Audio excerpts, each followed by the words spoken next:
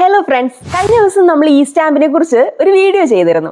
അത് എല്ലാവരും അതിനെ വളരെയധികം നന്നായിട്ട് സപ്പോർട്ട് ചെയ്തു. ഒരുപാട് പേർക്ക് അത് ഉപകാരപ്പെട്ടു എന്ന് അറിഞ്ഞാൽ എനിക്ക് പേഴ്സണലായിട്ട് സന്തോഷമുണ്ട്. എന്തായാലും എല്ലാവർക്കും വളരെയധികം താങ്ക്സ്. ഇനിയും അങ്ങോട്ടേക്കും നിങ്ങളുടെ സപ്പോർട്ട് ഉണ്ടാവുമെന്ന് പ്രതീക്ഷിക്കുന്നു. അന്ന് ഈ സ്റ്റാമ്പിങ്ങിനെ കുറിച്ച് ആ വീഡിയോയിൽ കുറെ ആൾക്കാർ കമന്റിലൂടെയും അതുപോലെ തന്നെ വിളിച്ചും ഒക്കെ കുറെ ഡൗട്ടുകൾ ചോദിച്ചിരുന്നു. ആ ഡൗട്ടുകളെ കുറിച്ചുള്ള എക്സ്പ്ലനേഷൻ ആണ് ഇന്നിപ്പോ ഈ വീഡിയോയിൽ ഞാൻ ചെയ്യാൻ ഉദ്ദേശിക്കുന്നത്. അതിൽ ആദ്യത്തെ ഒരു സംഗതി, ഈ സ്റ്റാമ്പ് മേടിക്കാൻ വരുമ്പോൾ ആരാണ് ഫസ്റ്റ് പാർട്ടി ആരാണ് സെക്കൻഡ് പാർട്ടി എന്നുള്ളതാണ്. ഇപ്പോൾ ഒരു ഉദാഹരണം നോക്കുവാണെങ്കിൽ, വീടിൻ്റെ വാടക എന്നുള്ളതാണ് നിങ്ങളുടെ ആവശ്യം. അപ്പോൾ അതിനായിട്ട് ഫസ്റ്റ് പാർട്ടി എന്നുള്ളത് വീടിൻ്റെ ഉടമസ്ഥനായിരിക്കും. സെക്കൻഡ് പാർട്ടി എന്നുള്ളത് വീട് ആരാണോ വാടകയ്ക്ക് എടുക്കുന്നത് അവരായിരിക്കും. അപ്പോൾ ഈ രണ്ട് ഡീറ്റെയിൽസ് ആണ് നമ്മൾ ഈ സ്റ്റാമ്പ് മേടിക്കുന്ന സമയത്ത് വെണ്ടറിന് നമ്മൾ പ്രൊവൈഡ് ചെയ്യേണ്ടത്. അടുത്തൊരു ഉദാഹരണം വണ്ടി കരാറാണ്.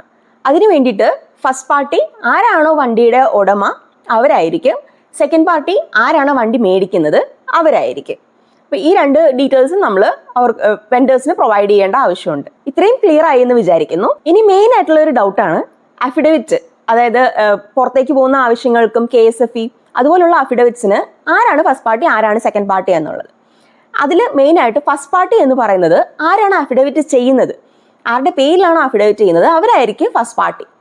സെക്കൻഡ് പാർട്ടി എന്ന് പറയുന്നത് ഇപ്പം നമുക്ക് പുറമേക്കുള്ള ആവശ്യമൊക്കെ ആണെങ്കിൽ, ഇപ്പം നമ്മൾ ഏജൻസിയിലാണ് ഇത് സബ്മിറ്റ് ചെയ്യുന്നതെന്ന് വിചാരിക്കുക. അപ്പോൾ ഏജൻസിയുടെ പേര്, ആ കമ്പനികളെ ആരാണോ റെപ്രസെൻറ്റ് ചെയ്യുന്നത് ആ ഡെസിഗ്നേഷനും പിന്നെ ആ കമ്പനിയുടെ പേരും കമ്പനിയുടെ സ്ഥലവും ഇതായിരിക്കും സെക്കൻഡ് പാർട്ടി ആയിട്ട് വരുന്നത്. അപ്പം ശ്രദ്ധിക്കേണ്ട ഒരു കേസ്, ഫസ്റ്റ് പാർട്ടി നിങ്ങളായിരിക്കും, സെക്കൻഡ് പാർട്ടി ആരൊക്കെയാണോ നിങ്ങൾ സബ്മിറ്റ് ചെയ്യുന്നത് അവരായിരിക്കും സെക്കൻഡ് പാർട്ടി. ഇനിയിപ്പോൾ ഒരു KSFEയുടെ കാര്യം പറയുകയാണെങ്കിൽ, ആരുടെ പേരിലാണോ നിങ്ങൾ ആ അഫിഡവിറ്റ് വെക്കുന്നത് അവരുടെ പേരായിരിക്കും ഫസ്റ്റ് പാർട്ടി ആയിട്ട് വരുന്നത്. സെക്കൻഡ് പാർട്ടി ആയിട്ട് വരുന്നത് മാനേജർ, KSFE ഏത് ബ്രാഞ്ച് ആണോ അതായിരിക്കും നിങ്ങളുടെ സെക്കൻഡ് പാർട്ടി ആയിട്ട് വരുന്നത്.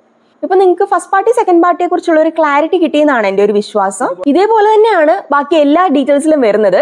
ആർക്കാണോ ആവശ്യം അവർ ഫസ്റ്റ് പാർട്ടിയും, എവിടേക്കാണോ നിങ്ങൾ സബ്മിറ്റ് ചെയ്യുന്നത് അവർ സെക്കൻഡ് പാർട്ടി ആയിരിക്കും. ഇപ്പോൾ ഒരു പഞ്ചായത്തിലേക്കോ അല്ലെങ്കിൽ മുനിസിപ്പാലിറ്റിയിലേക്കോ ഒക്കെ ആണെങ്കിൽ അവരായിരിക്കാം സെക്കൻഡ് പാർട്ടി ആയിട്ട് വരുന്നത്. അവിടെ ആർക്കാണോ നിങ്ങൾ കൊടുക്കുന്ന ആ ഡെസിഗ്നേഷനും ആ പഞ്ചായത്തും സ്ഥലവും വെച്ച് കഴിഞ്ഞാൽ അത് സെക്കൻഡ് പാർട്ടിയായി. പിന്നെ മെയിൻ ആയിട്ട് ശ്രദ്ധിക്കേണ്ട ഒരു കേസ് എന്താണെന്ന് വെച്ച് കഴിഞ്ഞാൽ, നമ്മളൊക്കെ നേരത്തെ ഫിസിക്കൽ സ്റ്റാമ്പ് പേപ്പർ നമ്മൾ മേടിച്ചുകൊണ്ടിരുന്നിരുന്ന സമയത്ത് നമ്മൾ നേരത്തെ തന്നെ എന്തെങ്കിലും ആവശ്യം വന്നേക്കാം എന്ന് വിചാരിച്ച് നമ്മൾ സ്റ്റാമ്പ് പേപ്പർ മേടിച്ച് വെക്കുമായിരുന്നു. പക്ഷേ ഈ ഇലക്ട്രോണിക് സ്റ്റാമ്പ് പേപ്പറിന് അത് അങ്ങനെ മേടിച്ച് വെക്കാൻ പറ്റിയൊരു സിസ്റ്റം ഇല്ല. കാരണം ഈ സെക്കൻഡ് പാർട്ടി ഇതിൽ മെൻഷൻ ചെയ്യണം എന്നുള്ളത് കൊണ്ടാണ് നമുക്ക് അങ്ങനെ മേടിച്ച് വെക്കാൻ പറ്റാത്തത്. ആ ഒരു പർട്ടിക്കുലർ ആവശ്യത്തിന് വേണ്ടി മാത്രമേ നമുക്കത് ഉപയോഗിക്കാൻ പറ്റുള്ളൂ. പിന്നെ ഈ ഇലക്ട്രോണിക് സ്റ്റാമ്പ് പേപ്പറിൽ എന്തെങ്കിലും തിരുത്തലുകൾ വന്നു കഴിഞ്ഞാൽ നമുക്കത് തിരുത്താൻ പറ്റുമോ എന്ന് പലരും ചോദിച്ചിട്ടുണ്ട്. അൺഫോർച്ചുനേറ്റ്ലി അത് പോസിബിൾ ആയിട്ടുള്ള കാര്യമല്ല. അതിൽ ടൈപ്പ് ചെയ്തുകൊണ്ടിരിക്കുന്ന സമയത്താണെങ്കിൽ നമുക്ക് അതിൻ്റെ അകത്ത് ചേഞ്ചസ് വരുത്താം. അല്ല, വൺസ് ഇത് സേവ് ആയി കഴിഞ്ഞു കഴിഞ്ഞാൽ അല്ലെങ്കിൽ നമുക്ക് അതിന് പേയ്മെന്റ് അടച്ചു കഴിഞ്ഞാൽ നമുക്ക് അതിൻ്റെ അകത്ത് ചേഞ്ചസ് വരുത്താൻ പറ്റില്ല. അപ്പോൾ നിങ്ങൾ പ്രത്യേകം ശ്രദ്ധിക്കേണ്ട ഒരു കേസ്, നിങ്ങൾ പ്രൊവൈഡ് ചെയ്യുന്ന ഡീറ്റെയിൽസ്, സ്പെല്ലിങ്, അഡ്രസ്സ് ഒക്കെ കറക്റ്റ് ആണ് എന്ന് നിങ്ങൾ ഡബിൾ ചെക്ക് ചെയ്യണം. നിങ്ങൾ അത് ഡബിൾ ചെക്ക് ചെയ്തതിന് ശേഷം മാത്രമേ അത് പ്രിന്റ് എടുക്കാൻ പാടുള്ളൂ. അല്ലെങ്കിൽ നിങ്ങളുടെ പൈസ നഷ്ടപ്പെടാൻ സാധ്യതയുണ്ട്. അതിലിപ്പം വെണ്ടർക്കും ഒന്നും ചെയ്യാനുള്ള ഓപ്ഷൻ ഇല്ല. ഓക്കെ, അപ്പൊ ഇത്രയും കാര്യങ്ങൾ നിങ്ങൾക്ക് ക്ലിയർ ആയി എന്ന് വിചാരിക്കുന്നു. ഈ വീഡിയോ നിങ്ങൾക്ക് എന്തായാലും ഇഷ്ടപ്പെട്ടു എന്ന് കരുതുന്നു. നിങ്ങൾക്കത് യൂസ്ഫുൾ ആയി എന്നുണ്ടെങ്കിൽ മാക്സിമം നിങ്ങളുടെ ഫ്രണ്ട്സിനൊക്കെ ഒന്ന് ഷെയർ ചെയ്ത് കൊടുക്കുക. പേഴ്സണലി നിങ്ങൾക്ക് ഈ വീഡിയോ ഇഷ്ടപ്പെട്ടു എന്നുണ്ടെങ്കിൽ നിങ്ങൾ ഇതിൽ ലൈക്ക് ചെയ്ത് നിങ്ങളുടെ സപ്പോർട്ടിൽ അറിയിക്കുക. അതേപോലെ നിങ്ങളുടെ ഫ്രണ്ട്സിനും ഫാമിലിക്കും ഒക്കെ നിങ്ങൾക്ക് ഈ വീഡിയോ ഷെയർ ചെയ്ത് കൊടുക്കാം. അവർക്കും ചിലപ്പോൾ ഇത് ഉപകാരപ്പെട്ടേക്കാം. കൂടാതെ ഡോക്യുമെന്റേഷനോ അറ്റസ്റ്റേഷനോ പോലുള്ള സർവീസുകൾക്കായിട്ട് താഴെ കാണുന്ന നമ്പറിലേക്ക് നിങ്ങൾക്ക് കോൺടാക്ട് ചെയ്യാവുന്നതാണ്.